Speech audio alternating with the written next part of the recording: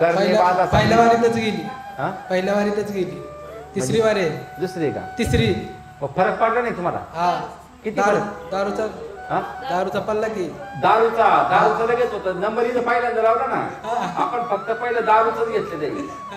दारूचं काय नसतं, दारूचं लगेच बंद होते. दारूचं कसं आहे, आपण तर बाटल्याच घरात ठेवा सांगतो, बरोबर आहे की नाही? हो.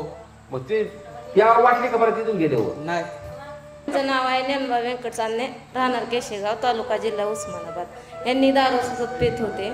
उशाला बाटल्या होत्या, भाजी भाकरी सगळं फेकून देत होते, कुणालाही खाऊ देत नव्हते, घरात त्रास देत होते. एकदा पैसे आले की खिशातले संपजूस तर दारू पित होते. आता इथं आल्यानंतर एकदा पण दारू त्यांनी पिलेली नाही. म्हणजे इथं आल्यानंतर बरोबर त्यांना संपूर्ण चांगलं फरक पडलेला आहे. एकदा प्यावा असं वाटलं नाही ना? एकदा पण पिलं नाही तिथं आलं. दारूच्या बाटल्या उशाला ठेवल्या होत्या का? हा.